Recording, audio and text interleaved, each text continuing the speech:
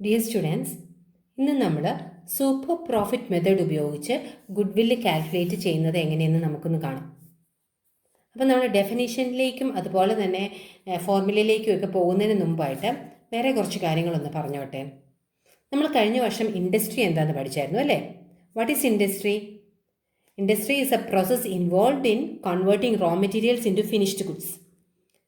Raw മെറ്റീരിയൽസിനെ finished goods ആക്കുന്ന ഒരു പ്രോസസ്സ് നടത്തുന്ന സ്ഥലമാണ് ഇൻഡസ്ട്രി എന്ന് പറയുന്നത്. അതുപോലെ തന്നെ ടൈപ്സ് ഓഫ് ഇൻഡസ്ട്രി ഒക്കെ നമ്മൾ പഠിച്ചു. ഇപ്പോൾ നമ്മുടെ ഇൻഡസ്ട്രിയെ വേറൊരു കാഴ്ചപ്പാടിലൂടെ കാണാൻ പോവുകയാണ്. അപ്പം firm A, firm B, firm C, firm D, നമ്മൾ 4 ഫേം എഴുതുവാണ്. ഫേം സി, ഫേം ഇ ഒക്കെ ഉണ്ട്, നമ്മളത് എഴുതുന്നില്ല, നമുക്ക് സ്ഥലമില്ല. നമുക്ക് ഇത്ര 4 ഫേംസ്.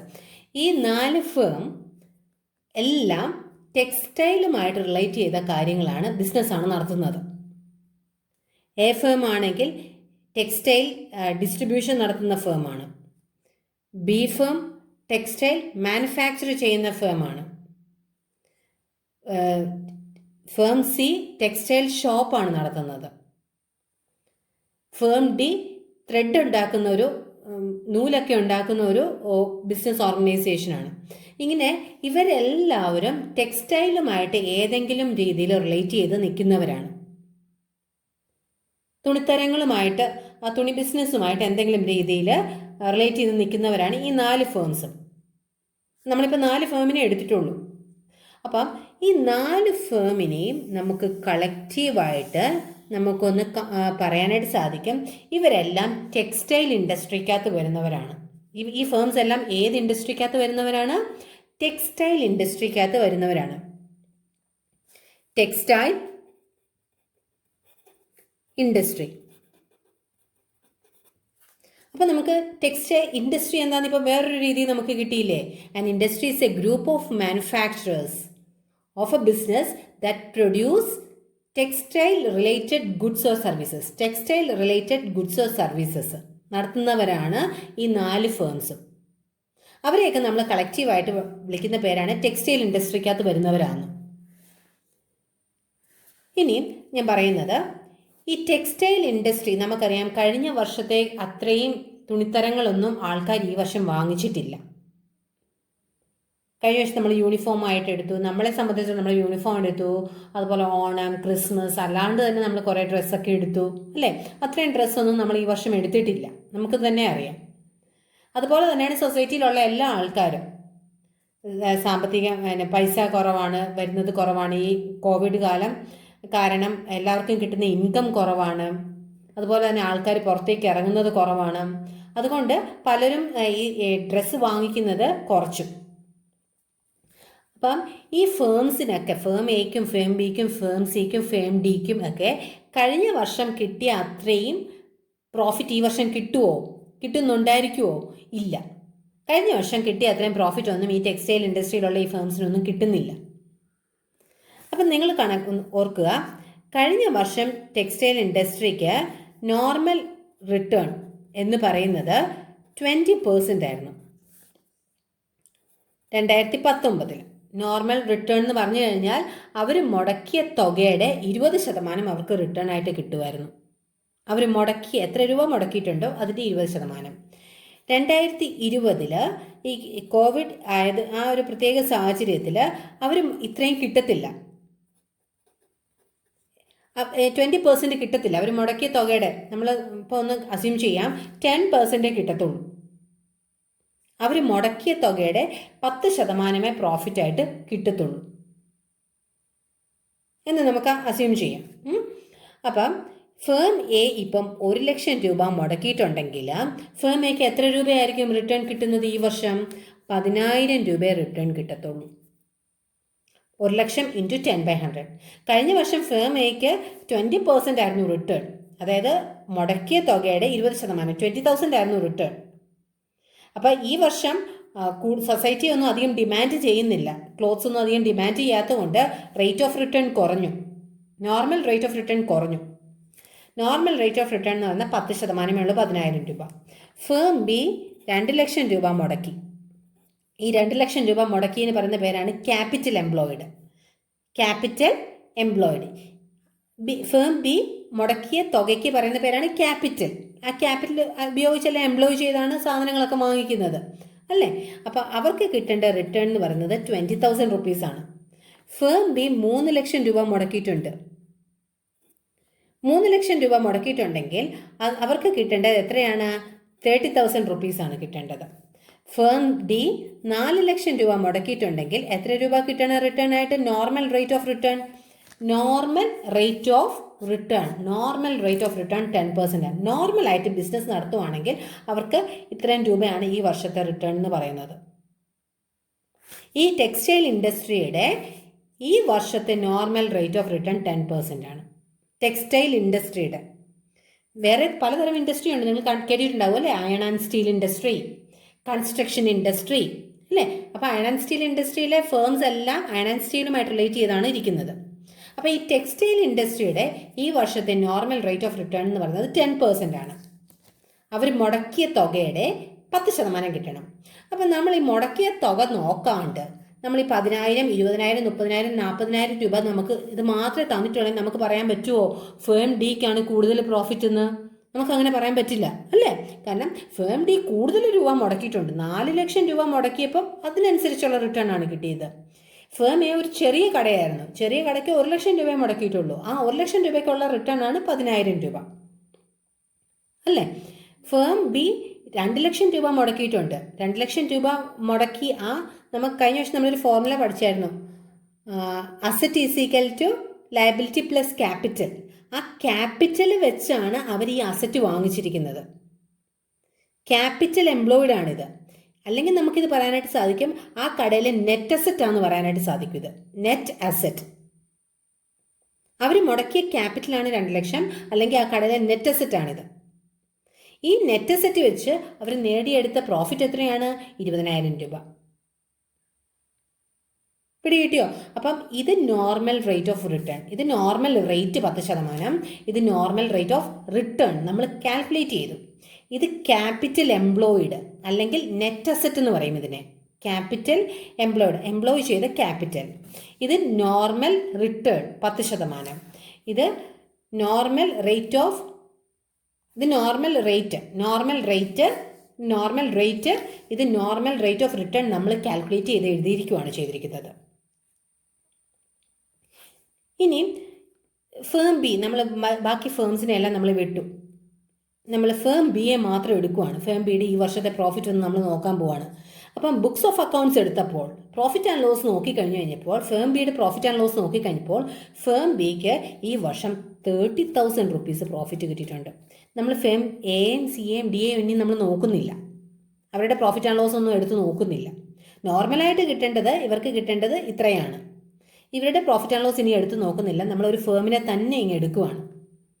ഈ ഫേമിൽ പ്രോഫിറ്റ് ആൻഡ് ലോസ് എടുത്ത് നോക്കിക്കഴിഞ്ഞപ്പോൾ 30,000 റുപ്പീസ് പ്രോഫിറ്റ് കിട്ടിയിട്ടുണ്ട്. ശരിക്കും എത്ര കിട്ടിയാൽ മതി? നോർമൽ റേറ്റ് ഓഫ് റിട്ടേൺ എത്ര മതി? 20% മതി അല്ലേ? 30,000 റുപ്പീസ് കിട്ടിയിട്ടുണ്ട്, പ്രോഫിറ്റ് കിട്ടിയിട്ടുണ്ട്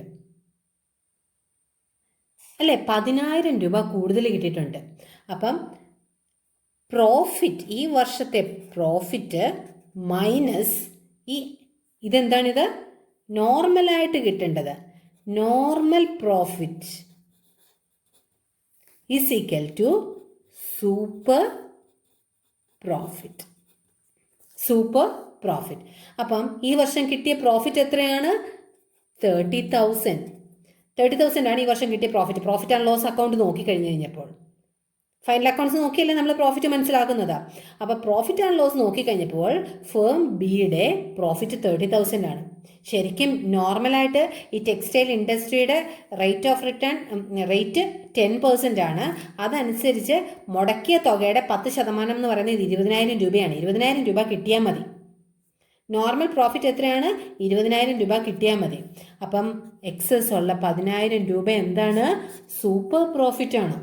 എക്സസ് ഉള്ള 10,000 രൂപ എന്താണ്? സൂപ്പർ പ്രോഫിറ്റ് ആണ്. അപ്പം നമ്മൾ സൂപ്പർ പ്രോഫിറ്റ് മെത്തേഡ് ഉപയോഗിച്ചാണ് ഇപ്പം ഗുഡ്വിൽ കാൽക്കുലേറ്റ് ചെയ്യാൻ പോകുന്നത്. അപ്പോൾ സൂപ്പർ പ്രോഫിറ്റ് എന്താണെന്ന് നിങ്ങൾക്ക് മനസ്സിലായല്ലോ. ഈ super profit into super profit into number of year purchase. 3 year purchase ആണെങ്കിൽ 3 ചെയ്യുമ്പോൾ നമുക്ക് എന്ത് കിട്ടും? ഗുഡ് വില്ല് കിട്ടും. പിടികിട്ടി പറഞ്ഞാൽ ഇത് 3 year purchase. Super profit into number of year purchase is equal to goodwill. അപ്പം ഞാൻ ഈ ബി ഫേമിൻ്റെ മാത്രമേ ഇപ്പം നോക്കിയുള്ളൂ കേട്ടോ. അപ്പം ഞാൻ കുറേ ടേംസ് ഒന്നുകൂടെ ഞാൻ പറയുവാണ്. ഇത് ക്യാപിറ്റൽ എംപ്ലോയിഡ് അല്ലെങ്കിൽ നമ്മൾക്ക് ഇതിനെ നെറ്റ് അസറ്റ് എന്ന് പറയാം. ക്യാപിറ്റൽ ഉപയോഗിച്ചാണല്ലോ നമ്മൾ അസറ്റ് വാങ്ങിക്കുന്നത്. നെറ്റ് അസറ്റിന് കുറച്ചുകൂടി ഒരു ഡെഫിനിഷൻ ഉണ്ട്, അത് നമ്മൾ അടുത്ത ഫോർമുല ഉപയോഗിക്കുമ്പോൾ ഞാൻ പറയാം കേട്ടോ. അപ്പോൾ ഇതിനെ ക്യാപിറ്റൽ എംപ്ലോയിഡ് എന്നോ അല്ലെങ്കിൽ നെറ്റ് അസറ്റ് എന്നോ പറയും. ഇതിനെ നോർമൽ റേറ്റ് എന്ന് പറയും. നോർമൽ റേറ്റ്, റിട്ടേൺ അല്ല, നോർമൽ റേറ്റ്. ഇതിനെ നോർമൽ റേറ്റ് ഓഫ് റിട്ടേൺ എന്ന് പറയും. Normal rate of return. ഇതിനെ പ്രോഫിറ്റ് എന്ന് പറയും. പ്രോഫിറ്റ് ചിലപ്പോൾ നമ്മൾ ആവറേജ് പ്രോഫിറ്റ് ആയിരിക്കും കാണേണ്ടത്. 4-5 വർഷത്തെ പ്രോഫിറ്റ് വന്നിട്ടുണ്ടെങ്കിൽ അതിൻ്റെ ആവറേജ്, ഇത് പ്രോഫിറ്റ് എന്ന് പറയും. അപ്പം നമുക്ക് സൂപ്പർ പ്രോഫിറ്റ് കാണണമെങ്കിൽ ഈ profit minus normal profit, normal rate of return ചെയ്യുമ്പോൾ നമുക്ക് എന്ത് കിട്ടും? Super profit. ആ super profit into number of year purchase ചെയ്യുമ്പോൾ എന്ത് കിട്ടുന്നത്? ഗുഡ് വില്ല് കിട്ടുന്നത്. അപ്പം നിങ്ങൾ ഈ ടേംസ് ഒക്കെ ഓർത്തിരുന്നോണം. ഏതൊക്കെ ടേംസ് ആണ്? Capital employed. പിന്നെ ഏത് ടേമാണ് ഓർത്തിരിക്കേണ്ടത്? Net asset. പിന്നെ ഏത് ടേമാണ് ഓർത്തിരിക്കേണ്ടത്? Normal rate. പിന്നെ നോർമൽ റേറ്റ് ഉപയോഗിച്ച് നമ്മൾ കാൽക്കുലേറ്റ് ചെയ്യുന്ന നോർമൽ റേറ്റ് ഓഫ് റിട്ടേൺ.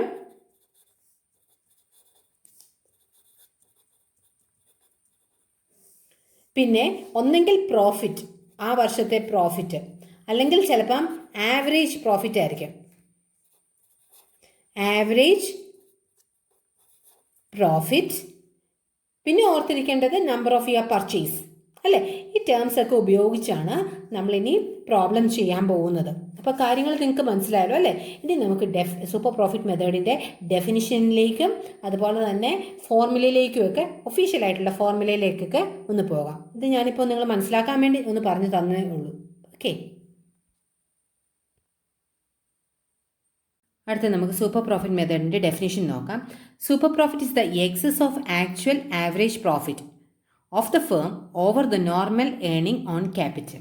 അപ്പം നമ്മൾ ഇതിനകത്ത് ആക്ച്വൽ പ്രോഫിറ്റേ കണ്ടുള്ളൂ. ആക്ച്വൽ ആവറേജ് പ്രോഫിറ്റ് കാണേണ്ടി വന്നില്ല. ആക്ച്വൽ പ്രോഫിറ്റ് 30,000 ആണ്, നോർമൽ പ്രോഫിറ്റ് 20,000 ആണ്. അപ്പോൾ ഈ നോർമൽ പ്രോഫിറ്റിനേക്കാളും എന്തോരം കൂടുതലാണ് ആക്ച്വൽ പ്രോഫിറ്റ്? അതാണ് എന്തെന്ന് പറയുന്നത്? Super profit. നമ്മൾ കണ്ടുപിടിച്ചു അല്ലേ? 30,000 ആണ് actual profit minus normal profit is equal to super profit. ഇനി സൂപ്പർ പ്രോഫിറ്റ് മെത്തേഡ് ഉപയോഗിച്ച് ഗുഡ് വില്ല് കാൽക്കുലേറ്റ് ചെയ്യണമെങ്കിൽ 5 സ്റ്റെപ്സ് ആണുള്ളത്. ഒന്നാമത്തെ step calculation of average profit. Average profit എന്ന് പറഞ്ഞു കഴിഞ്ഞാൽ നമ്മൾക്കറിയാം, ആവറേജ് പ്രോഫിറ്റ് മെത്തേഡ് ഉപയോഗിച്ച് നമ്മൾ ഗുഡ് വില്ല് കാൽക്കുലേറ്റ് ചെയ്തായിരുന്നു അല്ലേ? അപ്പം ആവറേജ് പ്രോഫിറ്റ് എന്ന് പറഞ്ഞു കഴിഞ്ഞാൽ 5 വർഷത്തെ പ്രോഫിറ്റാണ് തന്നിരിക്കുന്നതെങ്കിൽ 5 വർഷത്തെ പ്രോഫിറ്റ് ആഡ് ചെയ്ത് ഡിവൈഡഡ് ബൈ 5 ചെയ്താൽ മതി. ഇനി 1 വർഷം ലോസ് ആണെങ്കിൽ 5 വർഷത്തെ പ്രോഫിറ്റ് 4 വർഷത്തെ പ്രോഫിറ്റും 1 വർഷം ലോസും ആണെങ്കിൽ 4 വർഷത്തെ പ്രോഫിറ്റ് ആഡ് ചെയ്ത് 1 വർഷത്തെ ലോസ് മൈനസ് ചെയ്ത് ഡിവൈഡഡ് ബൈ 5 ചെയ്യുമ്പോൾ ആവറേജ് പ്രോഫിറ്റ് കിട്ടും. അപ്പം ഈ പ്രോബ്ലത്തിൽ ഞാൻ എന്താണ് ആക്ച്വൽ പ്രോഫിറ്റ് ആണ്, 1 വർഷത്തെ പ്രോഫിറ്റാണ് ഉണ്ടായിരുന്നത്, 5 വർഷത്തെ അല്ല ഞാൻ എടുത്തത്. അപ്പം ക്വസ്റ്റിനകത്ത് ചിലപ്പം 5 വർഷത്തെ ആയിരിക്കും തരുന്നത്. അപ്പം നമ്മൾ എന്ത് കാണേണ്ടത്? ആവറേജ് പ്രോഫിറ്റ് കാണണം. ആ തന്നിരിക്കുന്ന 5 വർഷത്തെ ആവറേജ് കണ്ടാണ് നമ്മൾ ആക്ച്വൽ പ്രോഫിറ്റ്, ആവറേജ് പ്രോഫിറ്റ് നമ്മൾ എടുക്കേണ്ടത്. അപ്പോൾ ആക്ച്വൽ പ്രോഫിറ്റ് കാണാനായിട്ട് നിങ്ങൾക്കറിയാം. അടുത്തത് രണ്ടാമത്തത് calculation of capital employed. Calculation of capital employed. Capital എന്തോരം നമ്മൾ ഉപയോഗിച്ചു? ഈ ക്വസ്റ്റ്യനിൽ ക്യാപിറ്റൽ എംപ്ലോയിഡ് ഫേം എ 1 ലക്ഷം രൂപയുടെ ക്യാപിറ്റൽ ഇട്ടിട്ടുണ്ട് ഫേമിൽ. ഫേം ബി 2 ലക്ഷം രൂപയുടെ ക്യാപിറ്റൽ ഇട്ടിട്ടുണ്ട്. ഫേം സി 3 ലക്ഷം രൂപയുടെ ക്യാപിറ്റൽ എംപ്ലോയ് ചെയ്തിട്ടുണ്ട്. ഫേം ഡി 4 ലക്ഷം രൂപയുടെ ക്യാപിറ്റൽ എംപ്ലോയ് ചെയ്തിട്ടുണ്ട്. അപ്പോൾ നിങ്ങൾക്കറിയാം ഈ ക്യാപിറ്റൽ ഉപയോഗിച്ചാണ് അസറ്റ് വാങ്ങിക്കുന്നത്. ഞാൻ നിങ്ങളുടെ പറഞ്ഞത് ഇത് തന്നെയാണ് എന്തെന്ന് പറയുന്നത്? നെറ്റ് അസറ്റ് എന്ന് പറയുന്നത്. ക്യാപിറ്റൽ ഉപയോഗിച്ചാണ് ഈ 2 ലക്ഷം രൂപയുടെ നെറ്റ് അസറ്റാണ് ഫേം ബിക്കുള്ളത്. ഫേം സിക്ക് എന്ന് പറയുന്നത് 3 ലക്ഷം രൂപയുടെ നെറ്റ് അസറ്റ് ആണുള്ളത്. ഇനി നെറ്റ് അസറ്റ് എന്ന് പറയുമ്പോൾ എന്താണെന്ന് നിങ്ങളൊന്ന് ശ്രദ്ധിക്കണം. അപ്പം നെറ്റ് അസറ്റ് എന്ന് പറഞ്ഞു കഴിഞ്ഞ് കഴിഞ്ഞാൽ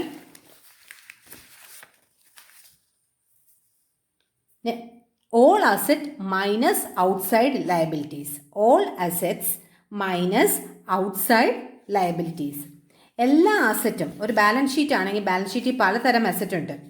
ആ അസറ്റിനകത്തുനിന്ന് ഈ ഔട്ട്സൈഡ് ലയബിലിറ്റീസ് കുറച്ച് കഴിയുമ്പോൾ, ഔട്ട്സൈഡ് ലയബിലിറ്റീസ് എന്ന് പറഞ്ഞു കഴിഞ്ഞാൽ ഓണറിൻ്റെ അല്ലല്ലോ അല്ലേ. ഔട്ട്സൈഡ് ലയബിലിറ്റീസ് കുറച്ച് കഴിയുമ്പോൾ ക്യാപിറ്റൽ എംപ്ലോയിഡ് കിട്ടും, അല്ലെങ്കിൽ നെറ്റ് അസറ്റ് കിട്ടും.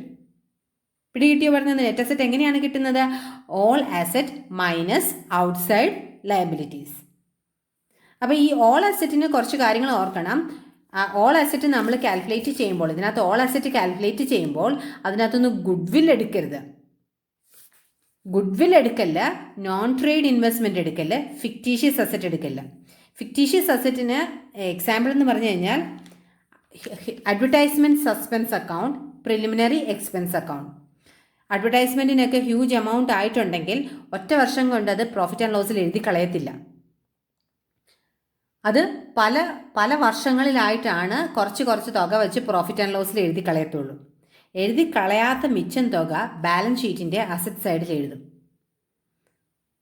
അതാണ് ഫിക്റ്റീഷ്യസ് അസറ്റിന് ഒരു എക്സാമ്പിൾ. പിന്നെ പ്രിലിമിനറി എക്സ്പെൻസും അതുപോലെ തന്നെ. ആദ്യത്തെ വർഷം മാത്രമേ, ഒരു ബിസിനസ് തുടങ്ങുന്നതിൻ്റെ ആദ്യത്തെ വർഷം മാത്രമല്ലേ ഹ്യൂജ് എമൗണ്ട് പ്രിലിമിനറി എക്സ്പെൻസസ് ആയിട്ട് വരത്തുള്ളൂ. അത് ആ വർഷം തന്നെ പ്രോഫിറ്റ് ആൻഡ് ലോസിൽ എഴുതി കളയില്ല. പല വർഷങ്ങളിലായിട്ടാണ് അത് എഴുതി കളയുന്നത്. എഴുതി കളയാത്ത മിച്ചം തുക ബാലൻസ് ഷീറ്റിൻ്റെ അസറ്റ് സൈഡിൽ എഴുതും. ഇതൊക്കെയാണ് ഫിക്റ്റീഷ്യസ് അസറ്റിന് എക്സാമ്പിളുകൾ. അപ്പം നെറ്റ് അസറ്റ് എന്ന് പറയുന്നത് ഈ സൈഡിലുള്ള എല്ലാ അസറ്റിനകത്തുനിന്നും ഗുഡ്വില്ലും നോൺ ട്രേഡ് ഇൻവെസ്റ്റ്മെൻറ്റും, ക്വസ്റ്റിനകത്ത് ട്രേഡ് ഇൻവെസ്റ്റ്മെൻറ്റും നോൺ ട്രേഡ് ഇൻവെസ്റ്റ്മെൻറ്റും വ്യത്യാസമായിട്ട് തരും ഉണ്ടെങ്കിൽ തന്നെ. അപ്പം ഗുഡ്വില്ലും നോൺ ട്രേഡ് ഇൻവെസ്റ്റ്മെൻറ്റും ഈ ഫിക്റ്റീഷ്യസ് അസറ്റും മാറ്റിക്കളയുമ്പോൾ മാറ്റണം. ആദ്യമേ ഓൾ അസറ്റ് കിട്ടണമെങ്കിൽ അതിനകത്തുനിന്ന് ഈ ഔട്ട്സൈഡ് ലയബിലിറ്റീസ് കുറച്ച് കഴിയുമ്പോൾ എന്താ കിട്ടുന്നത്? ക്യാപിറ്റൽ എംപ്ലോയിഡ് കിട്ടും. അല്ലെങ്കിൽ വേറൊരു മാർഗമുണ്ട്. ലയബിലിറ്റി പോയിന്റ് ഓഫ് വ്യൂവിൽ നമുക്ക് നോക്കണമെങ്കിൽ ക്യാപിറ്റൽ എംപ്ലോയിഡ് എന്ന് പറയുന്നത് നമുക്കറിയാം, ഓണേഴ്സിൻ്റെ ഫണ്ട് എന്താണ്? ക്യാപിറ്റൽ ഓണറിൻ്റെ ഫണ്ടാണെന്ന് നമുക്കറിയാം. അതുപോലെ തന്നെ റിസർവ് നമുക്കറിയാം, പ്രോഫിറ്റിൻ്റെ വിഹിതം വാങ്ങിച്ചു വെച്ചിരിക്കുന്നതെന്നറിയാം. ഈ പ്രോഫിറ്റിൻ്റെ വിഹിതം തിരിച്ച് ഓണർക്ക് തന്നെ കിട്ടേണ്ടതല്ലേ? അപ്പം എന്തെങ്കിലും ഒരു സ്പെഷ്യൽ കേസസ് ഉണ്ടാവുകയാണെങ്കിൽ അത് മീറ്റ് ചെയ്യാൻ വേണ്ടി കുറച്ച് തുക വെച്ച് പ്രോഫിറ്റിൻ്റെ കുറച്ച് തുക എല്ലാ വർഷവും റിസർവിലിടുന്നതാണ് ഈ ഒരു എമൗണ്ട് എന്ന് പറയുന്നത്. അത് ശരിക്കും പറഞ്ഞു കഴിഞ്ഞാൽ പ്രോഫിറ്റ് നമുക്കറിയാം ഓണർക്കുള്ളതാണ്. ഈ റിസർവും പ്രതീക്ഷിക്കാതെ അൺഫോർസീൻ ഇവൻറ്റ്സ് ഒന്നും ഉണ്ടായില്ലെങ്കിൽ അത് തിരിച്ച് ഓണർക്ക് തന്നെ കിട്ടേണ്ടതാണ്. അപ്പം ഇത് രണ്ടും കൂടെ കൂട്ടുന്നതാണ് എന്ത്? ക്യാപിറ്റൽ എംപ്ലോയിഡ് എന്ന് പറയുന്നത്. ഇത് ഔട്ട്സൈഡ് ലയബിലിറ്റീസ് ആണ്. ക്യാപിറ്റൽ ഓണർ എംപ്ലോയ് ചെയ്തത് എത്രയാണ്? ഇത് രണ്ടാണ്. ലയബിലിറ്റി സൈഡ് പോയിന്റ് ഓഫ് വ്യൂവിൽ ഇത് രണ്ടും നോക്കിയാൽ മതി. അസറ്റ് സൈഡ് പോയിന്റ് ഓഫ് വ്യൂവിലാണെങ്കിൽ ഈ അസറ്റ്സിനകത്തുനിന്ന് ഇത് ഗുഡ്വിൽ എടുക്കില്ല, നോൺ ട്രേഡ് ഇൻവെസ്റ്റ്മെൻറ്റ് എടുക്കത്തില്ല, ഫിക്റ്റീഷ്യസ് അസറ്റായി ഇത് രണ്ടും എടുക്കില്ല. അത് കൂട്ടുമ്പോൾ ഓൾ അസറ്റ് കിട്ടും, മൈനസ് ഈ ഔട്ട്സൈഡ് ലയബിലിറ്റീസ് കുറച്ചാൽ മതി. ഇതാണ് all asset minus outside liabilities. ഒത്തിരി ടഫായിട്ടുള്ള ക്വസ്റ്റ്യൻസ് ഒന്നും നിങ്ങൾക്ക് വരില്ല കേട്ടോ. ക്യാപിറ്റൽ എംപ്ലോയിഡ് കാണാനായിട്ടൊന്നും വരാറില്ല. ഞാനിത് പറയാൻ കാരണം എന്ന് വെച്ച് കഴിഞ്ഞാൽ ക്യാപിറ്റൽ എംപ്ലോയിഡ് ഞാൻ പറഞ്ഞായിരുന്നു ചെതറിച്ച് തരും. ഈ പ്രോബ്ലത്തിൽ ഞാൻ ഒറ്റയടിക്ക് 1 ലക്ഷം രൂപ, 2 ലക്ഷം രൂപ, 3 ലക്ഷം രൂപ, 4 ലക്ഷം രൂപ എന്നാണ് തന്നിരിക്കുന്നത് ക്യാപിറ്റൽ എംപ്ലോയിഡ്. പരീക്ഷയ്ക്ക് ചിലപ്പം പല മെഷീനറി ഇത്ര, ലാൻഡ് ഇത്ര, ബിൽഡിംഗ് ഇത്ര എന്ന് പറഞ്ഞുകൊണ്ട് ഒരു എമൗണ്ട് തരും. നമ്മളതെല്ലാം കൂടെ ആഡ് ചെയ്തെടുക്കണം. അല്ലെങ്കിൽ ക്യാപിറ്റൽ ഇത്ര, റിസർവ് ഇത്ര എന്ന് പറഞ്ഞുകൊണ്ട് നമ്മൾ അത് രണ്ടും കൂടെ ആഡ് ചെയ്യുമ്പോൾ നമുക്ക് ക്യാപിറ്റൽ എംപ്ലോയിഡ് കിട്ടും. അതിനു വേണ്ടിയാണ് ഞാൻ ഈ കാര്യം പറഞ്ഞത്. പിന്നെ അടുത്ത മൂന്നാമത്തെ സ്റ്റെപ്പ് എന്ന് പറയുന്നത് കാൽക്കുലേഷൻ ഓഫ് നോർമൽ പ്രോഫിറ്റ് ആണ്. കാൽക്കുലേഷൻ ഓഫ് നോർമൽ പ്രോഫിറ്റ് എങ്ങനെയാണ്? നമുക്കറിയാം, ക്യാപിറ്റൽ എംപ്ലോയിഡിനകത്ത് ഞാൻ നേരത്തെ ചെയ്ത പ്രോബ്ലത്തിൽ capital employed into normal rate by 100. Normal profit എന്ന് പറഞ്ഞാൽ ഇവിടെ നോർമൽ പ്രോഫിറ്റ് എന്ന് പറഞ്ഞാൽ ഇതാണ്. ഇതെങ്ങനെയാണ് ഞാൻ കണ്ടുപിടിച്ചത്? ഫേം ബിയുടെ ക്യാപിറ്റൽ എംപ്ലോയിഡ് ഇതായിരുന്നു. Capital employed into normal rate by 100 ചെയ്യുമ്പോൾ നമുക്ക് നോർമൽ പ്രോഫിറ്റ് കിട്ടും അല്ലേ? അപ്പം നോർമൽ പ്രോഫിറ്റും കിട്ടി. അടുത്തത് calculation of super profit. Super profit എങ്ങനെയാണ് കണ്ടുപിടിക്കുന്നത്? Calculation of super profit actual profit minus normal profit. ചിലപ്പോൾ ആക്ച്വൽ പ്രോഫിറ്റ് അല്ല, ആക്ച്വൽ ആവറേജ് പ്രോഫിറ്റ് നമ്മൾ എടുക്കേണ്ടി വരും. ആക്ച്വൽ ആവറേജ് പ്രോഫിറ്റ് നമ്മൾ കാൽക്കുലേറ്റ് ചെയ്യണം. Minus normal profit is equal to super profit. അത് നമുക്കറിയാം. ഇനി ഗുഡ്വിൽ ആയോ? ഗുഡ്വിൽ ആവണമെങ്കിൽ എന്താ ചെയ്യേണ്ടത്? ഈ super profit into number of year purchase is equal to goodwill. Super profit into number of year purchase is equal to എന്താണ്? Goodwill. പിടികിട്ടിയോ പറഞ്ഞത്? അപ്പം ഇത്രയുമാണ് സൂപ്പർ പ്രോഫിറ്റ് മെത്തേഡ് കാൽക്കുലേറ്റ് ചെയ്യാനുള്ള 5 കാര്യങ്ങളാണിത്. നമുക്കിനിയൊരു പ്രോബ്ലം ചെയ്ത് നോക്കാം. ഓക്കെ, നമുക്ക് ഈ ഒരു പ്രോബ്ലം നോക്കാം. ഒന്ന് നോക്കിയേ. Profit of the firm for the last 5 years where 5 വർഷത്തെ പ്രോഫിറ്റ് തന്നിട്ടുണ്ട്. The capital employed in the firm is ₹4 lakh. You are required to compute the value of goodwill at a 2-year purchase of super profit, assuming that normal rate of return on capital employed is 5%. ഇനി നമ്മൾ പ്രോബ്ലത്തിൽ നോക്കിയേ, നമുക്ക് ഈ ഒരു 5 steps ആണ് വേണ്ടത്. ഈ 5 കാര്യങ്ങളാണ് നമുക്ക് വേണ്ടത്. ആവറേജ് പ്രോഫിറ്റ് വേണം, ക്യാപിറ്റൽ എംപ്ലോയ്ഡ് വേണം, നോർമൽ പ്രോഫിറ്റ് വേണം, സൂപ്പർ പ്രോഫിറ്റ് കാൽക്കുലേറ്റ് ചെയ്യണം, അതുപോലെ തന്നെ ഗുഡ്വില്ല് കാൽക്കുലേറ്റ് ചെയ്യണം. അപ്പോൾ നമുക്ക് ആദ്യമേ ആവറേജ് പ്രോഫിറ്റ് കാൽക്കുലേറ്റ് ചെയ്യാം. ആവറേജ് പ്രോഫിറ്റ് എങ്ങനെയാണ് കാൽക്കുലേറ്റ് ചെയ്യുന്നത്? ഈ 30,000 plus 28,000 plus 25,000 plus 24,000 plus 18,000 divided by 5. 1 2 3 4 5 കണ്ടോ? ഇതിവിടെ ചെയ്തിട്ടുണ്ട്. അപ്പം ആക്ച്വൽ ആവറേജ് പ്രോഫിറ്റ് കിട്ടി. എത്രയായിരുന്നു? 25,000 ആണ്. ആക്ച്വൽ ആവറേജ് പ്രോഫിറ്റ് എത്രയാണ് ഈ പ്രോബ്ലത്തിൻ്റെ? 25,000. അതെങ്ങനെ കണ്ടുപിടിച്ചെന്ന് മനസ്സിലായല്ലോ അല്ലേ? ഇതെല്ലാം കൂടെ ആഡ് ചെയ്ത് ഡിവൈഡഡ് ബൈ 5 ചെയ്യുമ്പോൾ 25,000 നമുക്ക് കിട്ടി. ഇനി അടുത്തത് കാൽക്കുലേഷൻ ഓഫ് ക്യാപിറ്റൽ എംപ്ലോയിഡ്. ഇവിടെ നമുക്ക് ക്യാപിറ്റൽ എംപ്ലോയിഡ് കാൽക്കുലേറ്റ് ഒന്നും ചെയ്യണ്ട, ഡയറക്റ്റ് ആയിട്ട് തന്നിട്ടുണ്ട്. ഞാൻ നേരത്തെ ചെയ്ത പ്രോബ്ലത്തിൽ ഞാൻ ഇട്ട പോലെ, ഞാൻ ആ ക്യാപിറ്റൽ എംപ്ലോയിഡ് ചെയ്ത പോലെ തന്നെ ചെതറിച്ചൊന്നും അല്ല തന്നിരിക്കുന്ന, ഒരു ഫിക്സഡ് എമൗണ്ട് ആണ് തന്നിരിക്കുന്നത്. ക്യാപിറ്റൽ എംപ്ലോയിഡ് നമുക്ക് എളുപ്പമായത് 4 ലക്ഷം രൂപ തന്നിട്ടുണ്ട്. ആ ക്യാപിറ്റൽ എംപ്ലോയിഡ് നമ്മൾ കണ്ടുപിടിച്ചു. എത്രയാണ്? 4 ലക്ഷം രൂപ. 4 ലക്ഷം രൂപ അല്ലേ? അടുത്ത് നോക്കിയേ, you are required to compute the value of goodwill at. അടുത്ത് നമുക്ക് എന്താണ്? നോർമൽ പ്രോഫിറ്റ് ആണ് കാണേണ്ടത്. നോർമൽ പ്രോഫിറ്റ് എങ്ങനെയാണ് കാണേണ്ടത്? നോർമലായിട്ട് കിട്ടേണ്ട പ്രോഫിറ്റ് റേറ്റ് ഓഫ് റിട്ടേൺ തന്നിട്ടുണ്ട്, നോർമൽ റേറ്റ് തന്നിട്ടുണ്ട്. ഈ ക്യാപിറ്റൽ എംപ്ലോയിഡ് അല്ലേ, ക്യാപിറ്റൽ എംപ്ലോയിഡ് ഇൻറ്റു എത്രയാണ് നോർമൽ റേറ്റ്? 5/100. അപ്പോൾ ആൻസർ എത്രയാണ്? 5/100 ഈസ് ഈക്വൽ ടു 20,000. നമ്മളത് കണ്ടുപിടിച്ചു. നോർമൽ പ്രോഫിറ്റ് നമുക്ക് കിട്ടി അല്ലേ? അപ്പോൾ ആവറേജ് പ്രോഫിറ്റ് കിട്ടി, ക്യാപിറ്റൽ എംപ്ലോയിഡ് നമുക്ക് ക്വസ്റ്റിനകത്ത് തന്നെ ഡയറക്റ്റ് ആയിട്ട് തന്നിട്ടുണ്ടായിരുന്നു, അത് കിട്ടി, നോർമൽ പ്രോഫിറ്റ് കിട്ടി. ഇനി സൂപ്പർ പ്രോഫിറ്റ് എങ്ങനെയാണ് കണ്ടുപിടിക്കേണ്ടത്? സൂപ്പർ പ്രോഫിറ്റ് കണ്ടുപിടിക്കേണ്ടത് എങ്ങനെയാണ്? ഈ ആവറേജ് പ്രോഫിറ്റ്, അതായത് 25,000 minus normal profit, that is 20,000, that is equal to 5,000. പിടികിട്ടിയോ പറഞ്ഞത്? അടുത്തത് വാല്യുവേഷൻ ഓഫ് ഗുഡ്വിൽ എങ്ങനെയാണ്? ഈ സൂപ്പർ പ്രോഫിറ്റ്, അതായത് സൂപ്പർ പ്രോഫിറ്റ് എത്രയായിരുന്നു? 5,000 ഇൻറ്റു എത്ര ഇയർ പർച്ചേസ് ആണ്? 2 ഇയർ പർച്ചേസ് അല്ലേ? 2 ഇയർ പർച്ചേസ് ചെയ്യുമ്പോൾ നമുക്ക് എന്ത് കിട്ടുന്നത്? ഗുഡ്വില്ല് കിട്ടി. പിടികിട്ടിയോ പറഞ്ഞത്? ഇങ്ങനെയാണ് പ്രോബ്ലം. ആദ്യത്തെ ആ പറഞ്ഞ കാര്യം, കഥ പറഞ്ഞത് ടെക്സ്റ്റൈൽ ഇൻഡസ്ട്രിയുടെ കാര്യം നിങ്ങളത് മനസ്സിലാക്കി വെക്കണം. അടുത്ത നമുക്ക് ക്യാപിറ്റലൈസേഷൻ മെത്തേഡിൽ നമുക്ക് ഗുഡ്വില്ല് കാൽക്കുലേറ്റ് ചെയ്യുമ്പോഴും ആ ഒരു കോൺസെപ്റ്റ് നമ്മുടെ മനസ്സിലേക്ക് വരണം കേട്ടോ. ആ ഒരു കാര്യം നമ്മുടെ മനസ്സിൽ കിട്ടിക്കഴിഞ്ഞ് കഴിഞ്ഞാൽ നമുക്ക് ഈ പ്രോബ്ലം ചെയ്യാൻ വളരെ എളുപ്പമാണ്. അപ്പം ഇത്രയും കാര്യങ്ങൾ നിങ്ങൾ ഓർത്തിരിക്കുക. ഞാൻ കൂടുതൽ പ്രോബ്ലംസ് നിങ്ങൾക്ക് സെൻഡ് ചെയ്യാം. ക്യാപിറ്റൽ എംപ്ലോയിഡ് ഡയറക്റ്റായിട്ട് തരുവാണെങ്കിൽ ഒരു പ്രശ്നവുമില്ല, ചെതറിച്ച് തന്നാൽ മാത്രം നമ്മൾ കൂട്ടേണ്ട കാര്യം ഓർത്തിരുന്നാൽ മതി. കേട്ടോ പറഞ്ഞത്? ഓക്കെ.